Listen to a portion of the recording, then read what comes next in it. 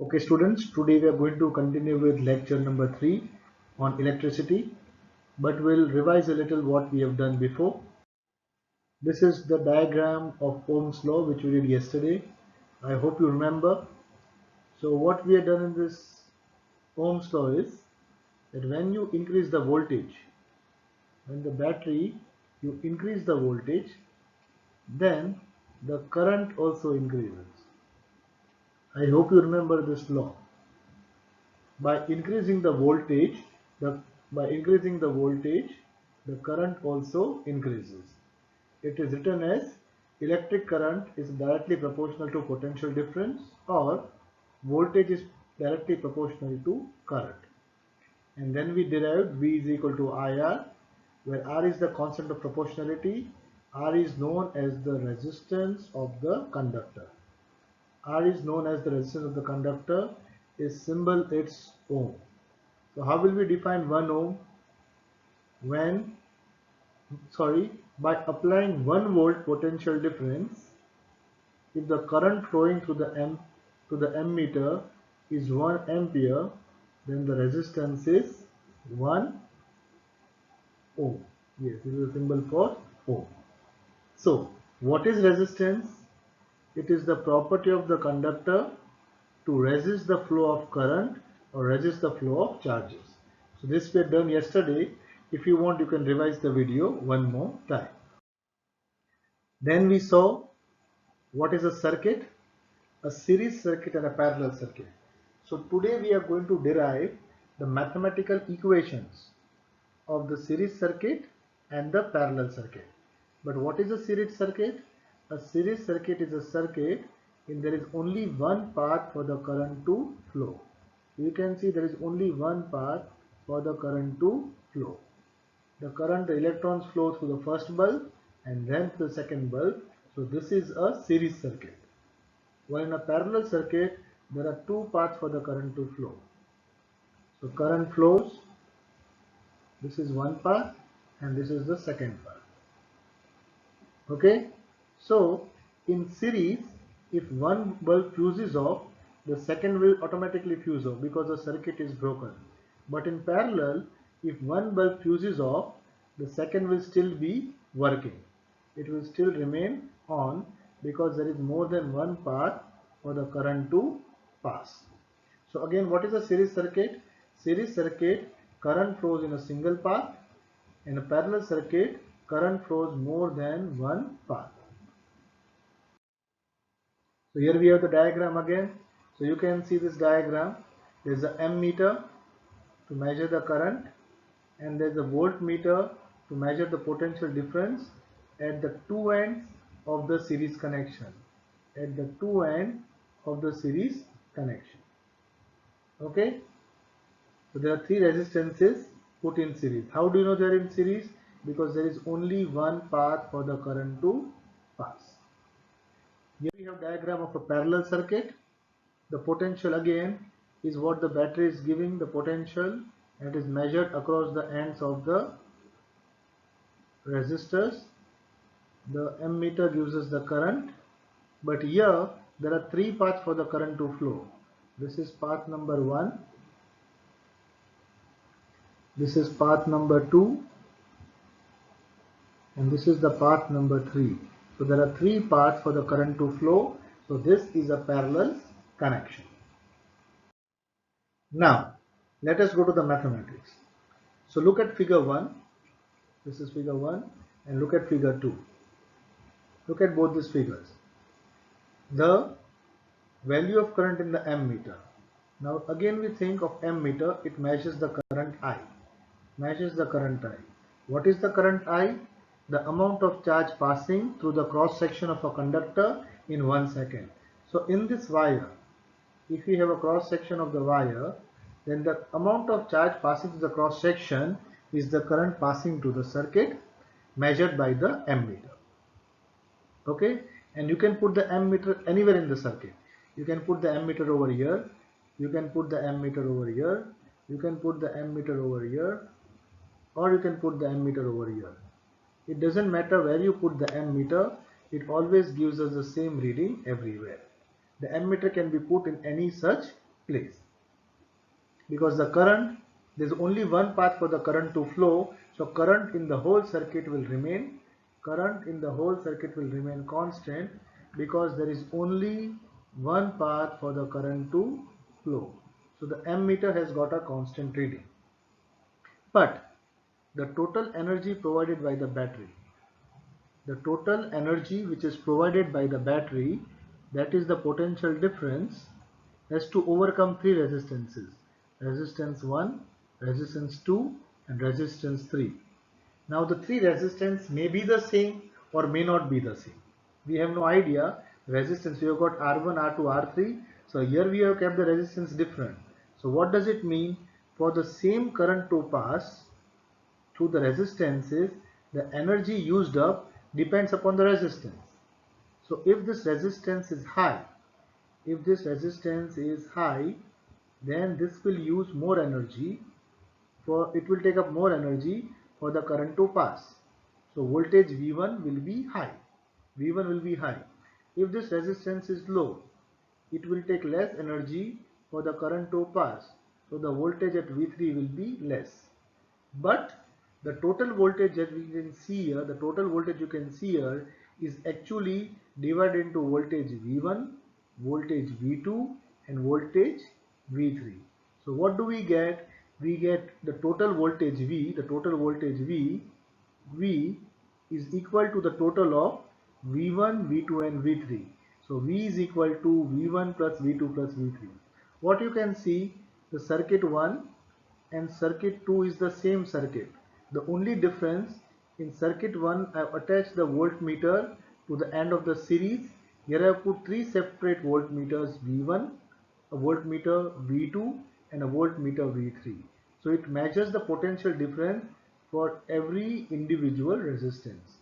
So V1 will give me the potential difference across R1. V2 will give me potential difference across R2. V3 will give me potential difference across R3. So the total potential difference will be the sum of V1, V2, and V3. So we have V is equal to V1 plus V2 plus V3. I hope you are following. The total voltage across the total voltage across the three resistance in series is the sum of individual voltage V1, voltage V2, and voltage V3. So now look at the diagram again. Let us say the current is I, the current passing through the ammeter is I, and the resistance combined, the combined resistance in series is R, and the battery has got voltage V. So we have got V equal to IR by Ohm's law. Now we just did V is equal to V1 plus V2 plus V3. Now since the current passing through R1 is I, passing through R2 is also I, and passing through R3 is also I. Remember, in a series connection, the current remains constant. So the voltage V1, using Ohm's law, voltage V1 is what? It is current I into resistance R1. Voltage V2 is I R2 using Ohm's law, and V3 is equal to I R3. So here I have taken the independent voltages or voltages separately. So then we have V is equal to IR1, V2 equal to IR2, and V3 equal to IR3. So writing down the values of V, we have got IR equal to V1 plus V2 plus V3, or IR1 plus IR2 plus IR3. Taking out I common and cutting the I from both sides, we have R equal to R1 plus R2 plus R3. So this is the mathematical formula to find the equivalent resistance when the resistors are connected in series. So when resistors are joined in series, the resistance of the combination called RS, that is the total resistance in series, is the sum of individual resistances. means R is equal to R1 plus R2 plus R3 when there are 3. If there are only 2, we can write total resistance R in series is equal to R1 plus R2 if there are 2 in series. Then if we have got 4 in series, similarly RS is equal to R1 plus R2 plus R3 plus R4. Generally, the equivalent resistance Rs is the sum of the individual resistances. So this is the mathematical formula to find out the total resistance when the resistances are connected in series. Now we'll move to the parallel connection. Okay, before that, you see the series connection is not a practical way to connect. What is the reason? We have connected the three resistances in series. Resistance are in series. Now if one series fuses up or blows up, then the circuit is broken and the current does not pass to the remaining resistances also. That is why we never put the appliances at home. For example, an electric bulb, an electric heater, a fan is never put in series, because if the bulb fuses up, then even the fan will stop to work. So in a series component, remember, when the series connection fails, the circuit is broken and none of the components will work. So series connection is actually not practiced.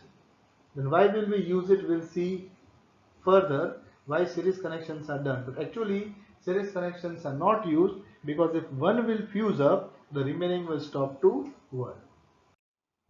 Now same way we go to the parallel connection. The mathematics. Again look at figure 1 and figure 2. Now this is a parallel connection. How do you know it is a parallel connection? Yes, there are three separate paths for the current to flow through the resistance R1, through the resistance R2 and through the resistance R3. Since there are more than three paths for the current to flow, or more than one path for the current to flow, there is more than one path for the current to flow, this is a parallel connection. Now what do you see common between figure 1 and 2? You see how the voltmeter is connected. The voltmeter is connected exactly the same place in the figure 1 and exactly the same place in the figure 2. So in a parallel connection, the total voltage of the system remains constant. So in this case, the total voltage remains constant. But what is the ammeter? Now you can see I connected the ammeter over here. It gives me the current passing through the entire circuit. But if I connect my ammeter here at the first resistance, it gives me only the current passing through resistance 1. I measure another ammeter. I use another ammeter to measure current I2 passing through resistance R2. And I use one more ammeter to measure current I3 passing through resistance 3. So the amount of charge flowing through R1, the amount of charge flowing through R2 and the amount of charge flowing through R3 is the total charge flowing through this circuit. So the current I which is flowing through the circuit, or the total charge flowing through the cross section, is the sum of I1, sum of I2 and sum of I3. So we have got the total current I is equal to current passing through current passing through resistance 1 I1, current passing through resistance 2 and current passing through resistance 3. So what you can observe is in a parallel circuit, the voltage V remains constant while the current is changing depending on the resistance. Where the resistance is high, the current will be low. Where the resistance is low, the current will be high. So this is a parallel connection. Okay. Now going again, we look at the maths. So suppose I take the whole combination of this parallel connection to be Rp. So Rp is the total resistance connected in parallel, I is the current and V is the voltage. Then Ohm's law gives us V is equal to IR or IRP, which gives us I is equal to V upon Rp. Now we have the total current I is the sum of currents I1, I2 and I3. Hence we get I is equal to I1 plus I2 plus I3. But I is equal to V upon Rp, which is written down here. Now I1 is what? Yes, it is V upon R1. V upon R1. What is I2? V upon R2. And what is I3? I3 is V upon R3. So replacing the value of I1, I2, I3, we have V upon R1, V upon R2, V upon R3. Taking out V common and cutting the V off, we have 1 upon Rp equal to 1 upon R1 plus 1 upon R2 plus 1 upon R3. So this is the formula to find the total resistance when the resistances are connected in parallel. If there are only two, yes, if there are only two resistances, you know what to do?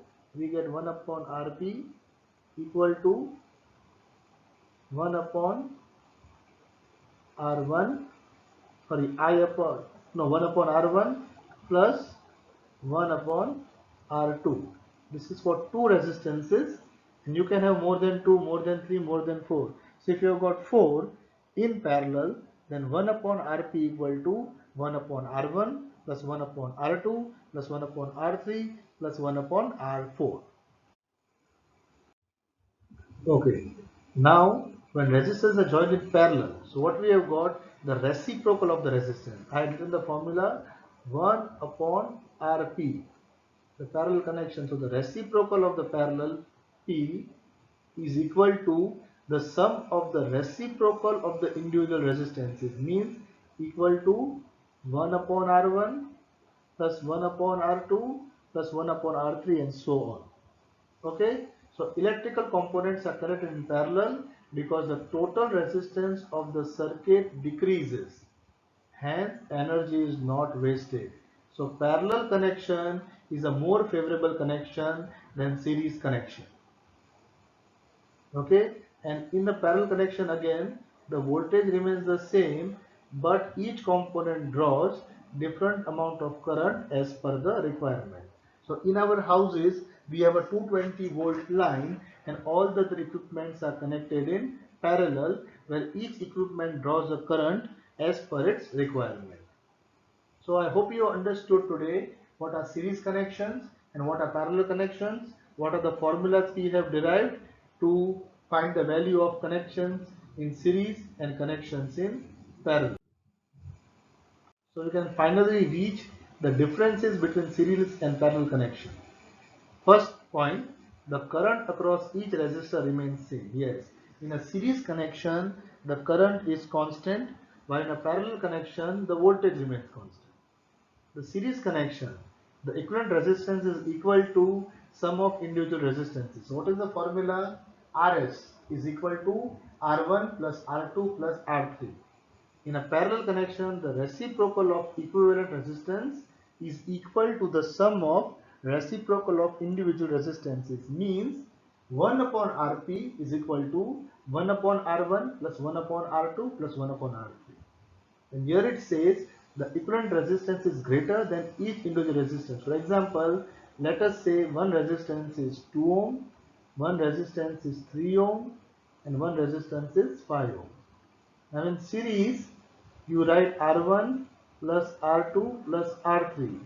So 2 plus 3 plus 5 is 10 ohm. Now you can see the 10 ohm is bigger than the biggest resistance. Individually 5 was the biggest resistance, but in series the total is bigger than the biggest resistance. In equivalent resistance, each resistance is lesser than the individual resistances. This way we will check. Let me write again. Now this 2, 3 and 5 are connected in parallel. So how do in parallel we write? We have got 1 upon Rp equal to 1 upon R1, that is 1 upon 2, plus 1 upon R2, that is 1 upon 3, plus 1 upon R3, that is 1 upon 5. What is the LCM of 2, 3 and 5? It is 30. So this becomes LCM is 30. So 15 plus 10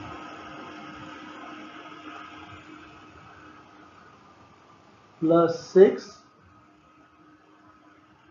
upon 30. How much is this? 15 plus 10 is 25. 25 plus 6 is 31.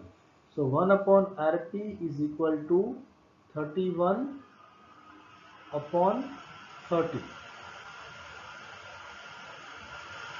Okay, now remember 31 upon 30, 31 upon 30 is 1 upon Rp. So how do you find Rp? You take the reciprocal. So we have Rp equal to, yes, take the reciprocal. You can see again 1 upon Rp is 31 upon 30. So Rp is equal to 30 upon 31, which is approximately equal to 0.99. So when this 2, 3 and 5, when 2, 3 and 5 are connected in parallel, then the resistance, total resistance becomes almost 0.99 ohm. What you can observe, the smallest resistance was 2, so 0.99 is smaller than 2. So when you connected in series, what you saw when you connected in series? When you connected in series, the total was 10 ohm. So 10 ohm is bigger than the biggest 5 ohm, and when you connect in parallel, 0.99 is smaller than the least one, 2. So these are the points of difference. And in series, if one component fuses, then the circuit is broken and no other components work. While in parallel, if one component fuses, the other components do not stop working, they keep working. So now we have seen series and parallel connection. I told you series is not practical, parallel is practical. But why we study series? In future you will see all the circuits are not purely series or not purely parallel. They are a combination of series and parallel connection. So next time now we are going to look into some numericals. From the next time we have learned some formulas. I hope you have revised all the formulas. Keep revising the formulas. I is equal to Q upon T. V is equal to W upon Q. V is equal to IR. Then we have R in series is R1 plus R2 plus R3, and R in parallel is 1 upon R equal to 1 upon R2 plus 1 upon 1 upon R1 plus 1 upon R2 plus 1 upon R3. So we have done 5 formulas so far, and using these 5 formulas there are some numericals also. So in the exam sometimes they ask numericals also. So next time we are going to practice the numericals. So I hope you are clear till here. Make sure to watch all the videos again and get into the concept. Once the concept is clear, the numericals will be very easy. So I'll stop here and leave you some time for revision, because from now next week we'll have maths for the first 3 days, and before we meet on Thursday,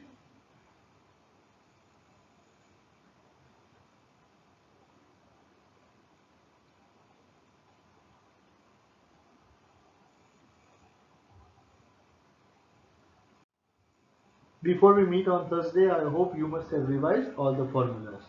And if you have got any doubts, you can send a WhatsApp on my number, and I put the number in other slides for your use. Okay, thank you.